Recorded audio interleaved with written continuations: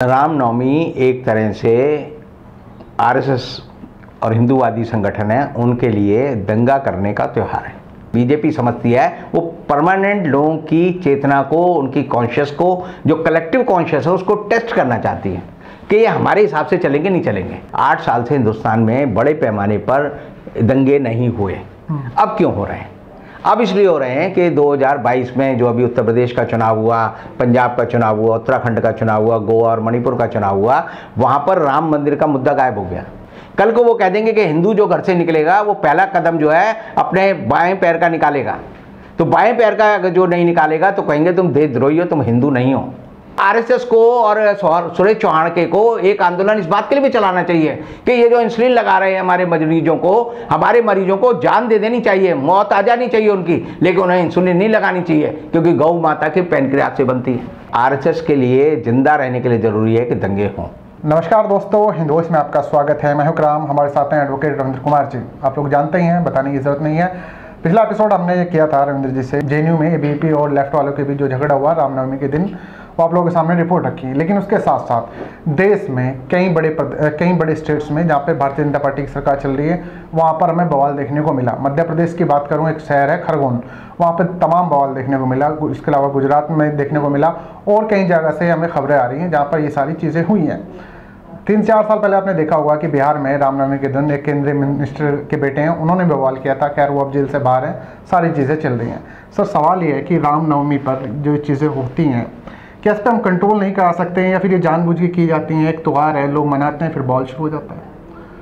क्या है सर, मैं इसे समझ नहीं पाऊँ, कई सालों से लगातार देख रहा हूँ।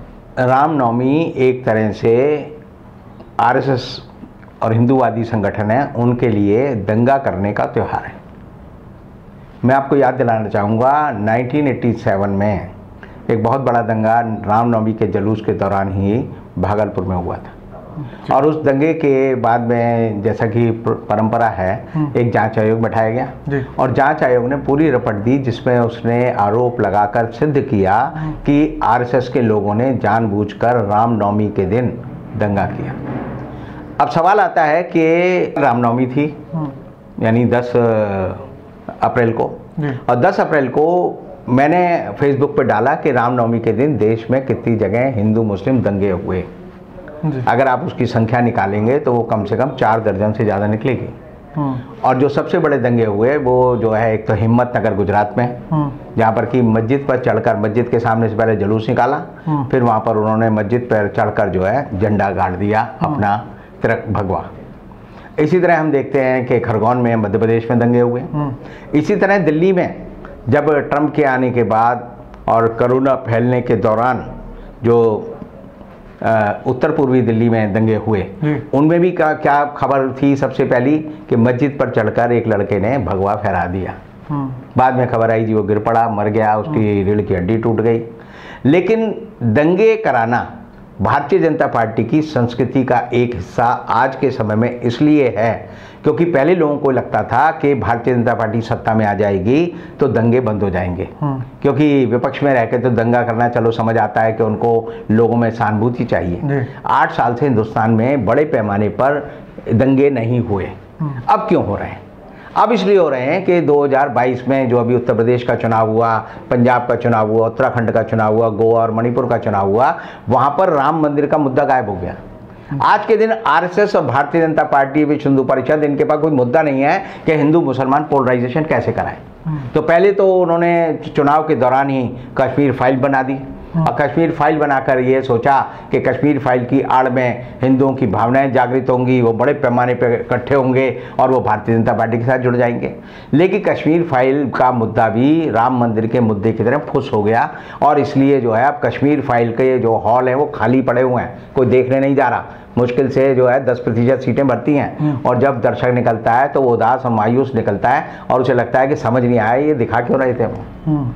तो ऐसी हालत में आरएसएस के लिए जिंदा रहने के लिए ज़रूरी है कि दंगे हों, और दंगे के दौरान उन्होंने लगातार एक भूमिका बनाई है। एक नहीं एक कि भाई वो जो नवरात्रि के दिन ही उन्होंने दंगा किया।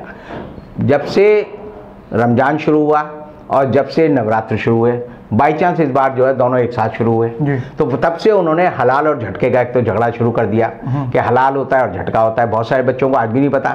मेरे बच्चे मुझे बोले पापा ये हलाल और झटके का झगड़ा क्या है। मैंने जान तो मुर्गे की जानी है कैसे ही जाए, जान तो बकरे की जानी है कैसे ही जानी है। मैंने कहा ये तो ऐसे है कि कोई किसी से पूछे कि अंडा आप तलकर खाओगे या उबाल कर खाओगे, तो मैंने कहा खाना तो हमें ही है, पेट में ही जाना है। तो ये हलाल और झटके का झगड़ा जो है अचानक क्यों शुरू हो गया, वो इसलिए शुरू हो गया कि बीजेपी समझती है वो परमानेंट लोगों की चेतना को, उनकी कॉन्शियस को, जो कलेक्टिव कॉन्शियस है उसको टेस्ट करना चाहती है कि ये हमारे हिसाब से चलेंगे नहीं चलेंगे।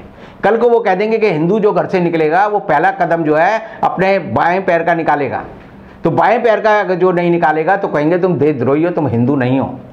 अगर तुम दाएं पैर का निकालते हो तो तुम जो है हिंदू धर्म के खिलाफ जा रहे हो। तो ऐसी बेहुदा बातें करना आज के समय में 22वीं शताब्दी में, जबकि 22वीं शताब्दी का तीसरा जो वो चल रहा है दशक, उसमें जो है ऐसी बेहुदी बातें करना देश के मानस को मैं कहता हूँ पीछे ले जाने का षड्यंत्र है और ये देश को बर्बाद करने की साजिश है।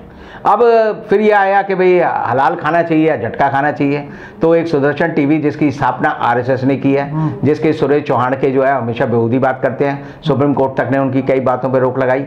वो कहते हैं कि हल्दीराम ने ये अपने पैकेट पे जो है जो अरबी में लिखा नहीं, जो पैकेट जो है व्रत क्या सामग्री का था उसमें उर्दू में लिखा हुआ है कि उर्दू में लिखा हुआ है कि क्यों लिखा हुआ है, इसमें क्या क्या इंग्रेडिएंट्स हैं, और उसे एक बतंगड़ खड़ा किया। बाद में उन्हें बताया गया कि भाई ये अरबी में लिखा गया है क्योंकि एक्सपोर्ट होता है और इंटरनेशनल जब हम दवाई लेने जाते हैं, कोई भी दवाई लो, इंसुलिन दवाई ले लो, आप जब उसका पर्चा खोलोगे तो उसमें स्पेनिश में भी लिखा होगा, उसमें उर्दू में भी लिखा होगा, उसमें अरबी में भी लिखा होगा, उसमें अंग्रेजी में भी लिखा होगा, उसमें रशियन में भी लिखा होगा, उसमें और भाषा में भी लिखा होगा कि जिसे सामान बेचना है वो जो सामान खरीदने वाला उसकी भाषा में उसे बता रहा है। तो ये बताना अब कल को शौहर चाणक्य कहेगा कि इंसुलिन की वो जो दवाई है वो नहीं लगानी चाहिए, क्योंकि हिंदुस्तान के लोगों को अभी नहीं पता कि इंसुलिन जो है वो गाय के पैनक्रियाज से बनती है। जब गाय को मारा जाता है उसके पैनक्रियाज से जो सॉल्यूशन निकलता है वो इंसुलिन है। अब आरएसएस को और सुरेश चौहान को एक आंदोलन इस बात के लिए भी चलाना चाहिए कि ये जो इंसुलिन लगा रहे हैं हमारे मरीजों को जान दे देनी चाहिए, मौत आ जानी चाहिए उनकी, लेकिन उन्हें इंसुलिन नहीं लगानी चाहिए क्योंकि गौ माता के पैनक्रियाज से बनती है। अब ये बेहूदी बातों का कोई हल नहीं है। बेहूदी बातें समाज में फैलाने का एक पूरा का पूरा ठेका आरएसएस ने ले रखा है, क्योंकि आरएसएस एक प्रतिगामी संगठन है। ये आगे नहीं देखता, पीछे देखता है। ये कहता है भगवान राम ने सीता को त्याग दिया और भगवान राम ने जो है अब लंका पे जो है युद्ध करके विजय प्राप्त की, तो हो सकता है कल को आरएसएस और मोदी जी कहें कि भाई श्रीलंका तो हमारा हिस्सा है।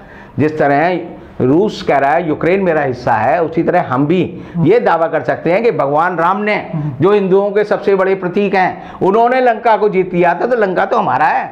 तो भारत की सेना को जाकर वहां पर फिर चढ़ाई करनी चाहिए और फिर लंका पे कब्जा कर लेना चाहिए। तो ऐसी बातें जो है आप समझिए कि वो आदमी करते हैं जो कि इतिहास में भेड़िया तर्क लेकर चलते हैं। कि भेड़िया तर्क क्या था कि एक भेड़िया जो था वो नदी में पानी पी रहा था, तो उसके पीछे जो है एक मेमना खड़ा था, वो पानी पी रहा था। तो उसने कहा भाई तू जो है मेरा पानी झूठा क्यों कर रहा है। तो मेमना बोला कि भेड़िया जी मैं तो आपके जहाँ आप खड़े हैं उससे दूर खड़ा हूँ, पानी आपका पीने के बाद मेरे पास आ रहा है बह के, वो पानी मैं पी रहा हूँ, तो मैं आपका पानी झूठा कैसे कर सकता हूँ। बोला तू मुझसे जबान लड़ाता है, तेरी माँ ने, तेरे पुरखों ने कभी ने तो मेरा पानी झूठा किया होगा, तो इसलिए मैं तेरे को अभी सजा देता हूँ। तो आप समझो पुरखों के जुल्मों की सजा आज के लोगों को देने का जो न्याय प्रिय व्यवस्था आरएसएस को पसंद है, वो ही ये सारे षड्यंत्र और झगड़ों का कारण है जो नवरात्रि पर हर साल होते हैं। अगले साल और ज्यादा होंगे क्योंकि 24 का चुनाव आना है। 24 के चुनाव में हिंदू मुसलमान बट नहीं रहे। सबसे बड़ी बात यह है कि हिंदुस्तान का मुसलमान अब वैसी प्रतिक्रिया नहीं कर रहा। अब आप देखेंगे कि 2 बार 3 बार एक ही खबर आती है कि जैसे राजस्थान में जब दंगे हुए तो दिखाया कि जी वहां पर कुछ लोगों ने पत्थर मार दिए, फिर दिखाया कि भाई खरगोन में पत्थर मार दिए, फिर दिखाया कि हिम्मतनगर में पत्थर मार दिए, ऐसे ही कश्मीर में पत्थर मार दिए। ये पत्थरबाजी की जो बात है, सवाल देखिए अल्टीमेटली नुकसान किसका होता है, घर किसके जलते हैं। राजस्थान में किसके घर जले? राजस्थान में सबसे ज्यादा घर मुसलमानों के जले। दिल्ली में उत्तर पूर्व में जो दंगा हुआ उसमें सबसे ज्यादा नुकसान मुसलमानों का हुआ। सबसे ज्यादा मुसलमानों का ही नुकसान खरगोन में हुआ। सबसे ज्यादा ही मुसलमानों का नुकसान जो है ये हिम्मतनगर में हुआ। तो जिसका नुकसान हो रहा है वो आग क्यों लगाएगा? आग लगाएगा तो अपना ही नुकसान करेगा, क्यों करेगा। तो ये सारी बातें जो है, अब जैसे जांच हो रही है उत्तर पूर्वी झगड़ों की, तो ये बार बार आता है कि हिंदू जो अपराधी थे उनको बचाने में दिल्ली पुलिस की भूमिका थी। कोर्ट ने कड़ी टिप्पणी की, कई हिंदुओं को सजा दी, और जो सबसे पहली सजा मिली वो एक हिंदू को मिली वहां।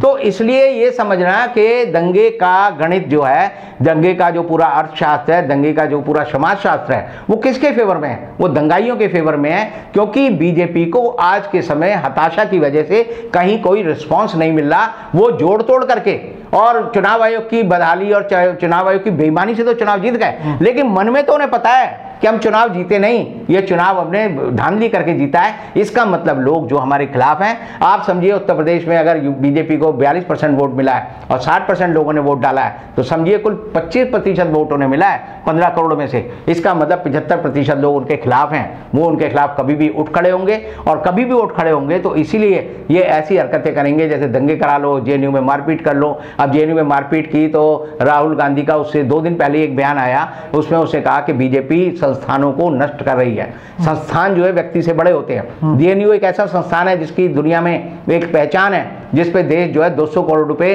साल का बजट खर्च करता है, जिसकी एक प्रतिष्ठा है। उसको बर्बाद करने में खुद भारत सरकार लगी हुई है। भारत सरकार इसे लगी है क्योंकि जब मोदी जी जाते हैं तो देखते हैं नेहरू जी की प्रतिभा के सामने खड़े होकर, ये आदमी इतना बड़ा पढ़ा लिखा था, बैरिस्टर लॉ था, इसने भारत एक खोज किताब लिखी, इसने ग्लिम्पसेस ऑफ वर्ल्ड हिस्ट्री लिखी, ये मुझसे ज्यादा पढ़ा लिखा था। वो दूसरे आदमी को देखते हैं, कहते हैं ये भी हमसे ज्यादा पढ़ा लिखा था। भीमराव अंबेडकर हैं, वो बड़े पढ़े लिखे थे, दुनिया में 35 उन्होंने एमए की डिग्री कर रखी थी, वो भारत के निर्माता थे। ये सारे लोग, इनकी क्वालिफिकेशन क्या है? अनपढ़ गंवार जाहिल है, अपनी डिग्री नहीं दिखा सकते, दिखाते हैं तो फर्जी डिग्री दिखाते हैं, और फर्जी डिग्री दिखाने के बावजूद भी इन्हें पता होता है कि है तो फर्जी। क्योंकि जो आदमी MRS रणसिंगे बोलेगा, जिसको ये नहीं पता कि ये लिखा क्या है, अगर वो देश में एक बच्चों के सामने गए अभी मोदी जी, और जिसकी चर्चा नहीं हुई, वो ये है कि मोदी जी ने बच्चों को परीक्षा पे चर्चा की, और चर्चा करते हुए टेलीप्रॉम्प्टर से पढ़ रहे थे। तो टेलीप्रॉम्प्टर से पढ़ते पढ़ते 10 मिनट बाद ही टेलीप्रॉम्प्टर पे आ गया कि अच्छा बच्चों, अब मैं जो है, मेरा समय बड़ा कम है, मैं जा रहा हूं, अब आप मेरा नमो ऐप देखा करो। तो उन्होंने एक तरह से अपनी सभा का समापन कर दिया। फिर जो टेलीप्रॉम्प्टर चला रहा था उसे दोबारा शुरू कर दिया, मोदी जी का भाषण फिर शुरू हो गया, फिर वो 50 मिनट चलता रहा। तो इसका मतलब ये टेलीप्रॉम्प्टर जीवी लोग जो हैं वो देश पर शासन कर रहे हैं, किसी चीज का जवाब नहीं देते। एक सिलेंडर ईरानी है जो कि बार बार सिलेंडर लेके सड़क पे बैठ जाती थी और लोगों को कहती थी दाम बढ़ गए। अब लोगों ने उससे पूछा भाई सिलेंडर के दाम बढ़ गए, तो पहले तो कॉन्फ्रेंस कर रही थी, तब उसने कॉन्फ्रेंस में कहा कि मैं बाल और महिला कल्याण की मंत्री हूँ, उस पर सवाल करो।